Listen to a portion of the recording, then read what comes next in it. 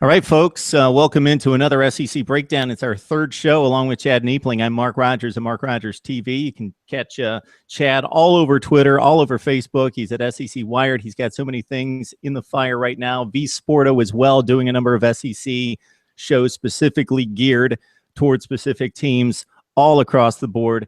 And again, you can catch me on YouTube. Yes, catch me on YouTube. Got some content there on college football as well, Mark Rogers TV. And jump on Twitter and follow us on Twitter, and we'll talk back some college football. Chad's at SEC_Chad, myself, Mark Rogers at Mark Rogers TV. All right, Chad, I know in a few weeks we hit the field. We're really going to dive into quarterback battles, positional battles, storylines on the field. Let's take a broad stroke concerning the conference before we really break down it. Teams in the next few weeks. So we've talked about this to a certain extent over the last few weeks, but some storylines that are going to be the narrative of the conference as we look ahead into the fall of 2015. So what do you have from the standpoint of what do you think people are going to be talking about, and what are people going to remember when they judge the play in the SEC this next season?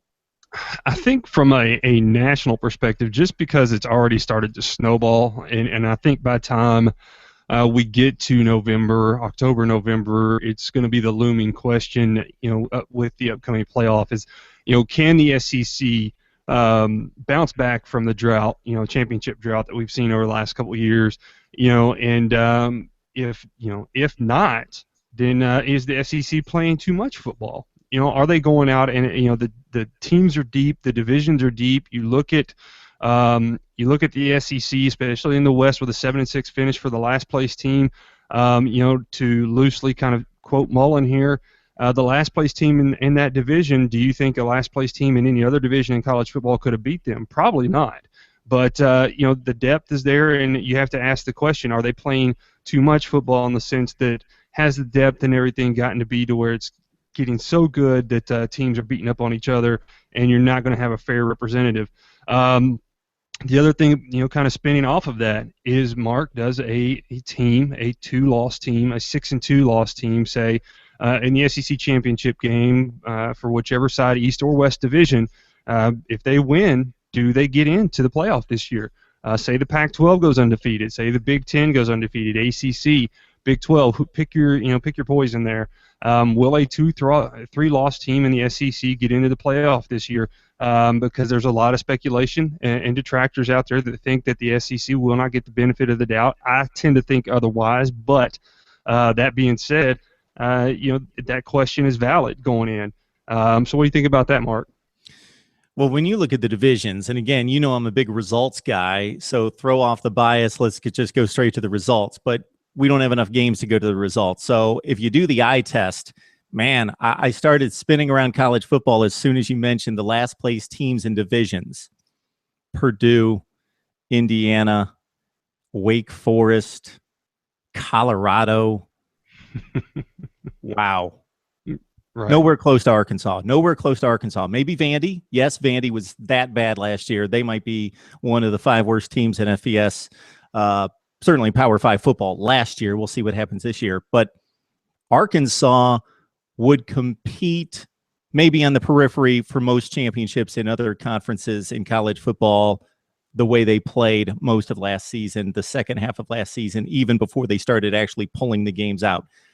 So just the eyeball test and what we know about football, and I think we can trust it to a certain extent, even though I love to go on the results. The division is crazy in the SEC West. And in comparison, the East is weak, but is the East really weak? Mm-hmm. Not compared to the rest of college football, it's not. The Big Ten Eastern Division's really strong, and the Pac-12 South's really strong. But besides that, the SEC East can go play with either ACC conference division, and certainly the Big Ten West and the Big 12. The Big 12, I think, is the worst of the Power 5 right now. You talk about competing for the championship and getting that benefit of the doubt. I agree with you that I think that benefit of the doubt has still been earned by the SEC. I hate to carry over the mindset and the approach from year to year and think, okay, well, the SEC's built up this much equity, let's give them a benefit of the doubt. But I think it does exist, and I get it. And I think despite the last 2 seasons. I think the conference has still earned it.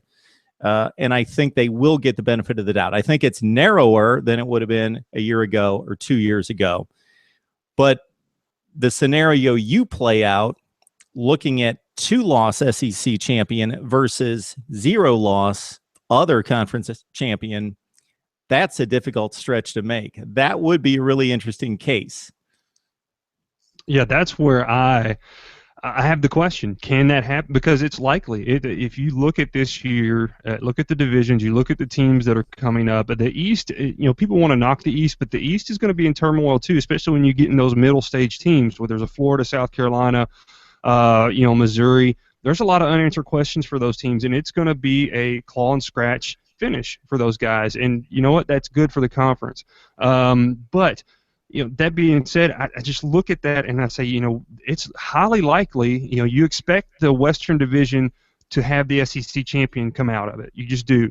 Well, if that's the case, then you have to look at each team's schedule and you say it's highly possible that one of these SEC West teams has 2 losses going into the championship game. It's highly feasible. You can't look at it and say, oh, no, they're, and if you are, you need to take off your whatever colored glasses and realize that these teams are getting the bottom half teams of the SEC West are catching up to the top tier teams. And you can tell in recruiting, you can tell in play. When you've got a team that finishes last, you have another team that finishes bottom half of the division, and both of them finish in top 10, top 20 finishes in defense, that's pretty stellar for just a division. So I think you have to look at it that way. And if it does happen, do they get in? And if they don't, man, get ready, because the pitchforks and the fire is going to be coming out if they don't get in. Well, nobody's going to jump Ohio State based on what they proved last year and being a preseason number 1. If it's close, Ohio State is going to get the nod. Otherwise, I think the SEC, Oregon gets some level of respect. TCU, based on what they did last season overall and also against Ole Miss, will get some level of respect. I still think the absence of a conference championship game is going to hurt the Big 12. Yeah. The ACC is considered, along with the Big 12, I think they're the 2 lesser leagues right there.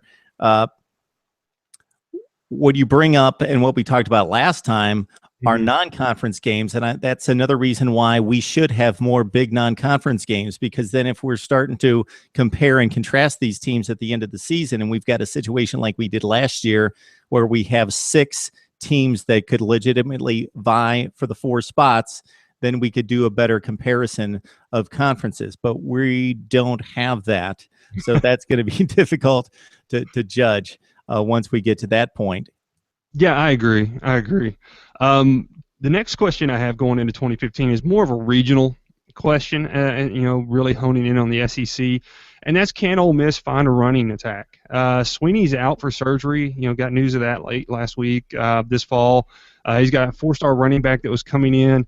He was looked to be the backup, if not possibly end up being the starter come mid-late through the season for Ole Miss. I know a lot of people talk about Buchanan and Kelly as being one of the premier quarterback battles going on in the SEC, but I move past that because I think both of those guys are quite capable. Whoever gets the reins is going to do a good job. Not only that, they have one of the best receiving cores in the SEC outside of an A&M. So I think you have to look at the fact, can they establish a run game? Because without it, they become one-dimensional. And regardless how great that defense is, we saw that Ole Miss can be beat once you make them a one-dimensional team. And it's in a division where everybody has a great running game outside of Texas A&M. So everybody's got Fournette. They've got Thomas, Rock Thomas with Auburn. They also have Javon Robinson with Auburn. So yeah. I expect that running game to stay intact based on what it's produced in recent years. Arkansas, of course, has a devastating running game. Mississippi State, we'll see if they can replace the bowling ball Josh Robinson. But Ole Miss was minuscule in most cases on the ground last year. In their big upset win against Mississippi State in the Egg Bowl, they basically looked to trick plays to create a running game in a lot of fly sweeps, not necessarily trick plays, but gadget, not base offense plays to create a running game, to take some pressure off the pass game and Bo Wallace to create a running game. And I don't see much changing in Ole Miss. I don't see a dominant back. I don't see 2 dominant backs, i.e. what Arkansas and a few other schools have. Yeah, and in this league, we've started to see that in the SEC, you have to, especially in the West, you have to have a 1-2 punch. You're starting to see that. Teams are catching on. I mean, it's pretty much the case in the SEC for the most part. Not as deep in the East as it is in the West, but a lot of the good running teams, the teams that are going to be vying for high positions, if you look across the board in the SEC, they've got two dominant running backs. Tennessee with Hurd and Kamara. You turn around, you go to Alabama with Drake, and they've got a nice depth there. If Scarborough comes in later in the year, if he recovers from his injury, they'll be even a lot deeper. Again, you mentioned Arkansas. You go to LSU. A&M, we've got to see somebody prevail there. But if you look at the teams that are potentially looking at being dominant this year, they have a nice stable of running backs. But that's what I've got here as far as my questions going into 2015. Now, Mark, I know you have some very interesting ones that are going to create some flare-up and debate, so let's get into those. Yeah, so one kind of plays off what you talked about, Chad, off the top in regards to the national narrative and getting the benefit of the doubt for the SEC champion if there's a debate out there, and if that still exists and what the perception will be by the college football playoff. I think the team that holds the banner for the SEC, despite what happened last year and despite Auburn's emergence 2 years ago, is Alabama. And I think from a national perspective, for especially fringe or moderate college football fans, they still look at the SEC and they look to see what Alabama does. And I think there's a wrong perception out there that Alabama's taken some kind of drop off. Well, 11-2, 7th ranked in the country 2 years ago after the Sugar Bowl loss, then losing to what turned out to be the best team in the country in Ohio State. And I would still argue that Alabama was the second best team in college football last year. I think they would have wiped the stadium turf with Oregon, just like Ohio State did at the national championship game. So I don't think Bama's fallen much in reality, depending on getting the answer at quarterback. I do think that the national narrative and the perception is that they've fallen off. And Nick Saban, who starting in 2008 could do no wrong, has suddenly hit kind of a snag. There's a challenge. There's Urban Meyer in his path. And before he gets to that point, obviously Auburn's expected to do much and can compete for a playoff berth as well. So if you look at Nick Saban's run at Alabama, he comes in, he gets them off the mat. They go to the championship game in the SEC in 2008. He almost gets there. The next season, he gets through the roadblock. And then from 2009 through 12, they were the dominant team in college football. There was no question about it. They made amends for every loss they had.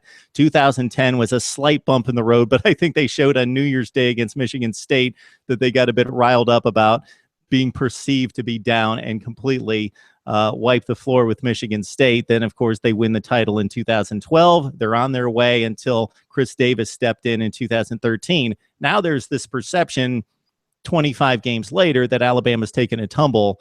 I don't think it's reality.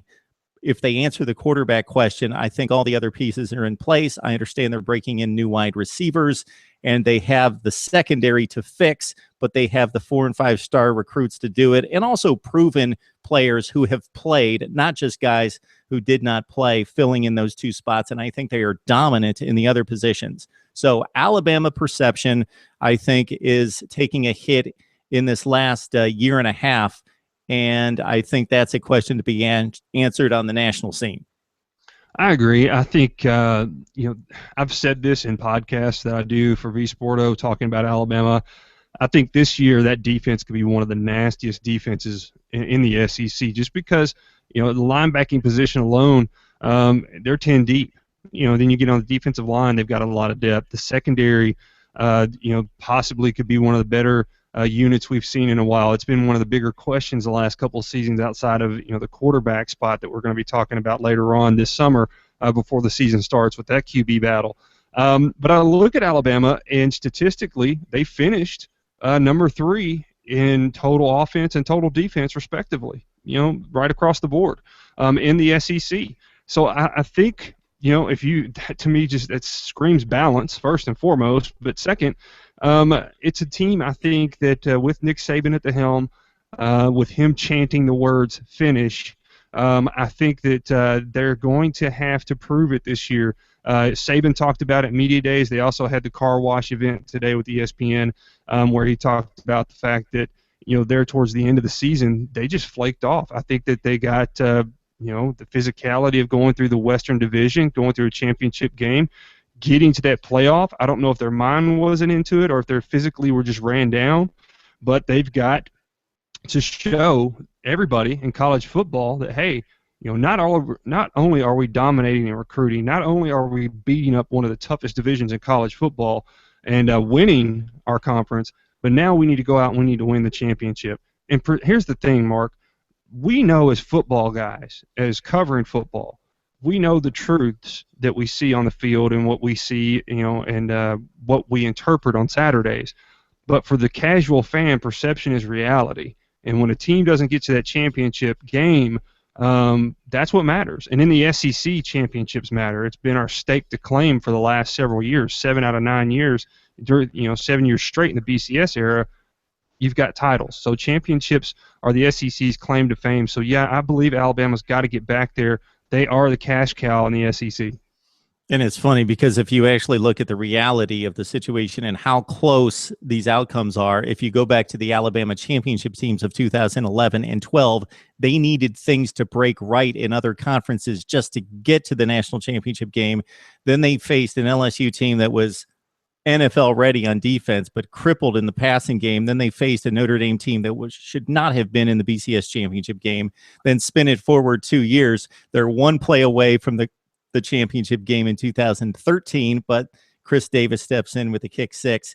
And then last year, they run into just a really tremendous football team and are probably still the second best team in the country. And don't leave it to me to argue with Nick Saban. If he says that they wore down late in the season, they wore down, but they put up 55 against Auburn. They blasted Missouri in the second half. Then they lost a tough game against Ohio State. It was a game that Ohio State clearly outplayed them, but it was still a one-score game, and they were still throwing Hail Marys into the end zone to try and pull out the win at the end. So it wasn't like they got blown off the field. No, I agree.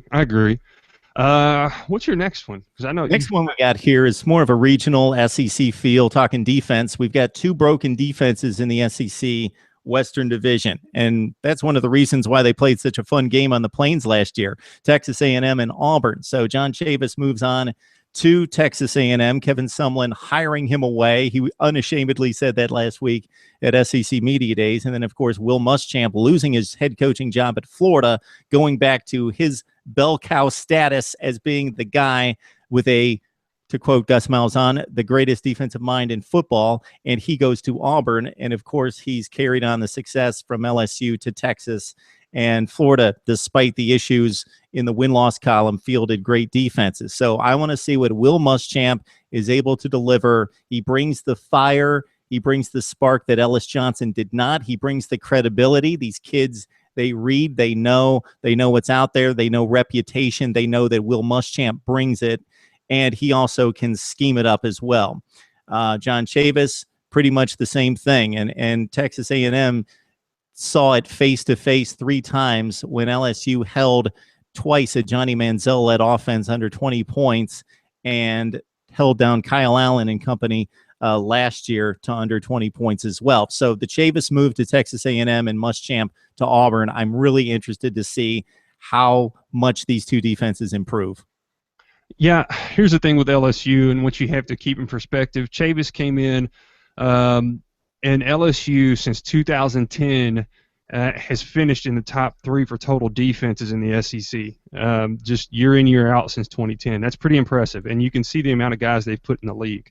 I think with a talent-rich school like the state of Texas, being in the state of Texas and Texas A&M, being right there, being the neighbor, I think Chavis can get it done at A&M. And again, I've said this before, Mark. If you want to beat him, you better get it in now, because once he starts getting his recruits in to that program, A&M is going to be a very tough team to beat, given the amount of explosiveness we've seen on the Sumlin offenses. So it's a deadly combination, in my opinion. And then you go to the flip side, and you get Gus Malzahn, whose offense has always mistakenly been named a spread type, but it's actually a downhill running type of offense, and it's just fast-paced, but it's very physical. So you look at Auburn, and they bring in Muschamp. Muschamp, while he was at Florida those couple years, the worst that they finished was a top 5 finish in the SEC in total defense. So you look at the fact, and they were right there at 2-3 with LSU for a couple years. So you know what you're getting out of Muschamp as well. Not only that, Muschamp can go out and pick up the guys. He brought some of his guys with him, T-Rob, a couple other guys that were assistants at Florida. These guys are known for their ability to recruit the state of Florida. Not only that, he snatched up a couple of guys there in recruiting before the signing day. And so, does he have his work cut out for him? I think so. If you want to talk about who has the easier road, Chavis or Muschamp, I think Chavis probably has a little bit easier of a road to hold. I think he, being in the state of Texas, he doesn't have to go far. Muschamp, he's going to have to battle with Georgia, Florida, Alabama right there in the mix. It's going to be tougher to get those kids. When you're in Texas and you're the lone SEC school, Chavis has got a little easier road to hold. That 2012 Florida team is going to be lost in SEC history, but that team, it was as ugly an offense as you're going to put together for an 11-win team, but that defense was so devastating that Mettenberger and Landry and Beckham and Hill went to Gainesville, scored 6 points. They took it on the road to Tallahassee and wiped out Florida State in a comeback victory. They played a brutal schedule. They played the toughest schedule in the country that year, including Miami and Florida State non-conference. And they had a bad offense that threw for like 115 yards per game, that basically gave the ball to Mike Gillisley between the tackles and asked, oh my goodness, Jeff Driscoll. Caught a blank there for a second. Asked Jeff Driscoll to move it on the ground with his feet on like 3rd and 7s to run for first downs. And basically that's how they operated. And they still dominated Georgia, turned it over 6 times, lost like a 15-9 game or something like that. Otherwise, they would have been in the SEC championship game against Bama. Anyway, I go back into history because they were just devastating on defense that year. Texas A&M, I think the mindset's been that they haven't converted from the Big 12 to the SEC. Mm-hmm. And yes, the Big 12 produces NFL talent. The Big 12 is big time, but there is a stark contrast between the way defense is played in the SEC and the way defense is played in the Big 12. It is nasty in the SEC. Teams are tenacious. They get after it. The Big 12, if you don't feel like tackling today, let the guy run by. We're up by 2 touchdowns anyway. And I think Texas A&M has partially taken this mindset to the SEC. Now they've recruited big-time players on the defensive side. We'll see if it comes to fruition with a big-time coordinator in place now. And that's you hit something right there, Mark. And something people don't realize is that part of that is true. They've had the talent on defense. They may not have had the SEC depth in certain positions at A&M over the last couple of years, but the prior defensive coordinator at A&M, there was a lot of padding. It was a lot of putting your hands up, things of that nature. Not a defense like what you're going to see from a John Chavis, a chief, who's going to be an in-your-face, very physical, a lot of pressure on the quarterback. You're going to get a lot of hits. You're going to have a nickel guy jump in. I mean, it's going to be a very, very physical style of football, and finally they're converting to that. So, yeah, you hit the nail right on the head when it comes to A&M. Statistically, one of the worst defenses in the SEC for its first 3 years. Granted, it still had a Heisman winner, and it still had guys that were able to go out and put up 40-plus points on an Alabama team. So, I mean, you look at that, and, yeah, all you needed was a couple stops, especially when Alabama came to College Station a couple years ago when they had the big shootout. It was 40-plus points apiece. That's all it took was a couple stops, and they'd have won that game. So, I look at this and I say, man, that to me was probably the bigger hire, but I'm like you. I want to see how it plays out on the field. And I give the guy a little bit because he's probably got to do a lot with less as opposed to probably what Auburn has talent-wise. But I think Chavis can get it done faster through recruiting classes than, say, a Muschamp can. Okay, Chad. Next up, expectations. That's what the offseason is all about. That's what we talk about constantly. Who's going to do what? Who's going to be able to take that next step? Our championship team's going to fall. It's all about expectations. So in the SEC, meeting those expectations means big-time money, big-time jobs on the line, and big-time pressure because the expectations are across the board like nowhere else. We can pick out a couple schools across the country where the expectations are just as high, but not for the entire conference by any stretch. So do you have some teams that you think have some possibility of jumping ahead, of breaking through, of becoming championship contenders?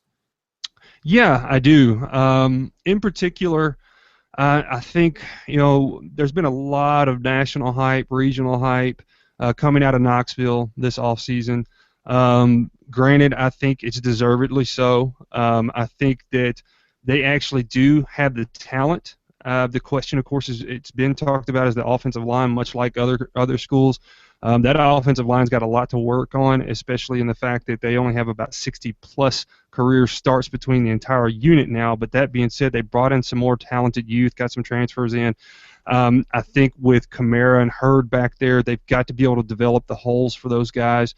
If they can do those things, Mark, I think that Tennessee is a team that takes a step forward. How much of a step? From 7-6, say 2 or 3 wins. It's highly possible with the landscape of the East right now, and anything's possible. We know that. They get some of their toughest games at home. Georgia's coming in, Arkansas's coming into there in Neyland. So I look at it as though this Tennessee team might be, opportunistic in the fact that some of these schedules may work out for them, or this schedule works out for them to get a couple key wins, and this could be a 9-10 win team. Okay, Chad, I'm going to toss out the expectations for a second. I'm going to go strictly for what I project to be win increases for each team. So the first 2 teams I look at are in the SEC West, Auburn and LSU. A couple 8-5 teams after disappointing bowl showings against Wisconsin and Notre Dame. So I think both of those teams are fringe top 10 teams. And if they don't play or win enough to finish in the top 10, I still think they're top 10 teams, meaning they get beat up in the SEC West. Maybe they finish 8-4, but they're 2 of the top 15 teams in the country. And I think the record's going to reflect it. Sure, once these teams start butting heads in the Western Division, somebody's got to lose the games. So there are going to be some pretty good 8-4 teams playing in that division. But I think Auburn and LSU, the quarterback position still worries me at LSU and everybody else, and probably keeps Les Miles up at night and Cam Cameron. But I think Auburn and LSU are going to take a jump. I like Tennessee. The one concern there, just from a logistical standpoint, in looking at what they bring to the table versus the schedule. Yes, Butch Jones comes in, does a remarkable job in recruiting. They go from 5 wins to 7. But going from 7 to 9 in this league means the next 2 you have to win are like top 15 teams. So they have to start beating teams that are really good. They beat who they need to beat and are supposed to beat at this point. That was 2014. Can they knock off some heavy hitters in 2015? That's what it's going to take to get to the next level for Tennessee. Kentucky, just because the recruiting's been so good, you look at the schedule, and again, it's just so difficult in this league to measure wins. But Kentucky, 2 really good recruiting classes back to back. One doesn't do a whole lot, but once you start to pile them up, and now we're talking about like 60 players that Mark Stoops has brought in that he feels really good about. So Kentucky could make a move. Of course, they got to 5 wins last year, almost a bowl game. And I do think that Texas A&M, they intrigue me more than anybody because of the firepower on offense. I think Kyle Allen's exceptional to do what he did as a true freshman, go on the road to Auburn, then play out the rest of the string of games. Sure, he took his lumps against LSU, but most offenses do. Tears up West Virginia in a bowl game. They've got just tremendous depth and talented wide receiver, and then Myles Garrett on defense, and we'll see how the rest of it shapes out in terms of developing that young talent on defense. I just think A&M is so intriguing. So that's kind of in order how I would expect the upward surge to take place, not in terms of expectations, but just sheer increases in win total. I agree. I think 1 or 2 wins makes a difference for those programs. I'll also throw in there in Arkansas. I think an Arkansas team, after going 7-6, 3-9 the year before, jumps up 4 wins this past season. I think it's highly possible this team picks up a win or 2, goes 8 or 9 wins. It's possible with that team. I think that they're on the rise, and if they can, if they can manage the clock given their schedule with UTEP, Toledo, Texas Tech to start out with the first 3 weeks, A&M on a neutral site. That's where this defense is really going to have to earn their money that Chavis is going to be coaching, because this year more than any, Arkansas's got a lot more depth on that offensive line. Plus, they return 2 top-end rushers, possibly a 3rd one in the mix, depending on how the season runs. So, they have some key games here, but I think that they could possibly pull out a 9-win season. I don't think that that's out of the realm of possibility. I, like you, am intrigued by Auburn and A&M because of the defensive coaching changes. I want to see how much of an impact they have. From everything I've heard coming out of the Plains in Auburn, they've gelled very well with Muschamp. There is a huge spark there in that defense, and it's lit a flame under the offense. So we'll see. And I agree. I like Kentucky. I think Kentucky goes to a bowl this year. That's a minimum expectation. I think Stoops in that program, it's a 5-year plan, not a 3 like we see at other schools. So I agree with that. I think that they could definitely make a bowl this year, though. And I honestly think Patrick Towles is probably one of the more underrated quarterbacks in the conference. This guy has a lot of ability given his height. He's a little bit mobile, not the most mobile guy, but I mean he can make some serious throws. Watching him last year was awesome. With Boone Williams and JoJo in the backfield, I think this team is set. One of the key games for them is September 12th against South Carolina at Williams-Brice. That's going to be, I think for me, that hinges their season. If they can beat South Carolina on the road, watch out. This team could be pretty dangerous the first half of the season for them. All right, Chad. Now comes the category where we make some enemies. It's fun to talk about those teams that are going to take a step up, but who's going to take a step back? Because regardless of how good the league is, I sometimes find myself in conversations where I have to point the math out to some people. If you add up all the wins and losses for any league, it's 500. Right. Somebody's got to lose the games as well as win the games. So it all adds up to 500. So somebody's got to take a tumble if we've got some teams moving up. So for me, those two teams in the Western Division are Mississippi State and Ole Miss. Mm-hmm. So if you just look at it historically, unfortunately, we're looking at schools that recruit extremely well. If they were in another conference again, they would be vying for 3rd and 4th place, something in that range. Most of the time in the SEC, they're more in that 8 to 10 or 11 range.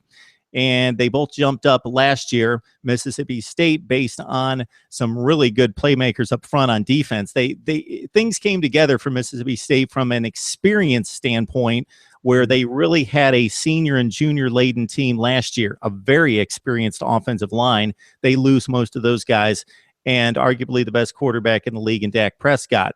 They get off to a great start. They don't play anybody non-conference. So that's 4 easy wins right out of the gate. So you knew I had to throw that in there. 4 easy wins for Mississippi State non-conference. And then they jump out. They grab the win against Texas A&M and Auburn. They're off to the races. They wilt down the stretch. They lose the 3 games we're aware of and lose to Georgia Tech. I just think there's a lot of questions for Mississippi State. Again, comparative to the league, and Mississippi State could take a step back and be back into that 7-5 range for the regular season. Ole Miss, we've talked about the quarterback situation. It's unproven. Yes, they have talent there. If guys are competing for a job at Ole Miss, they can play to a certain extent, but are they going to make the right decisions in the clutch? They're going to take care of the football, or are they dynamic players? I don't think any one of those guys are dynamic players that are going to carry the team.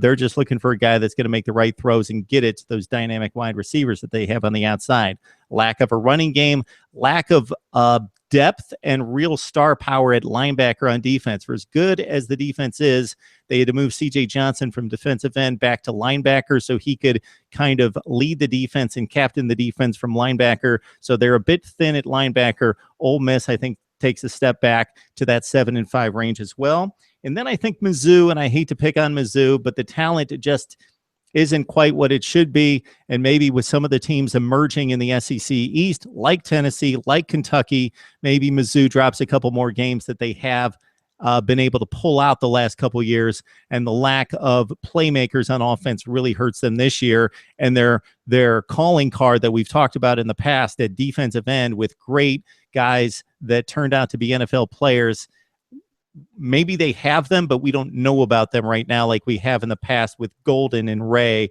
and Sam. So the defense could take a step back for Mizzou, and that could equal maybe a 4-4 or 5-3 finish in the SEC East instead of the last 2 years finishing 7-1. I agree with you on Missouri. I think this is the year that recruiting, things of that nature, catch up to them this year. Not saying that they've been down in that aspect, because like we've said before, if you guys caught on Mark Rogers TV, caught us talking about lining up our SEC coaches like we did, we all thought highly of Pinkel. I think he's one of the best coaches in college football. He just does more with less than anybody. But that being said, you mentioned the ends. They're young. They're sophomores. They're true sophomores coming in this year. Then you lose Brantley, which your defensive tackles were supposed to be your key spot on the defense this year, supposed to be one of your deepest positions at DT, and you lose him. That's your key guy. They're hoping they can get him back, but there's a lot of skepticism about that. And then I also took a look at the fact that their schedule this year. They have to go on the road. They face an Arkansas on the road. They turn around and they look at their road games this year. They get Tennessee at home, but they got to go on the road to Georgia. They go on the road to Vanderbilt. They go on the road to Kentucky. So you start seeing how their schedule lines up for them a little bit. Is Vanderbilt a concern? Maybe, maybe not. But we've got to see what Mason can do. I mean, we knock them, but they did go out and get the strength coach from Nebraska. So maybe these guys turn into Hulks in the offseason. I don't know. But if he's done anything like they did at Stanford in the turnaround of the players, I wouldn't put it past them. So that's one of my teams there. The other team for me, Mississippi State. I look at Mississippi State because conference-wise, if you rank them at the running back position right now, they're probably 12th, 13th coming into 2015. Josh Robinson jumping ship early really hurt them, I think, this year. Not only that, Mark, their defense. You lose Benardrick McKinney, Preston Smith, gone. Yes, a young Brown comes in. It was a red shirt at one point. And yes, Chris Jones comes back. Last year we saw Chris Jones got double-teamed a lot. Defenses planned for him. Preston Smith had a big year because of that fact. So, you look at Mississippi State and you say, well, can they do it this year? Statistically, if you look at them stat-wise, I mean, it's one of the worst defenses in the SEC last year. They ranked 12th.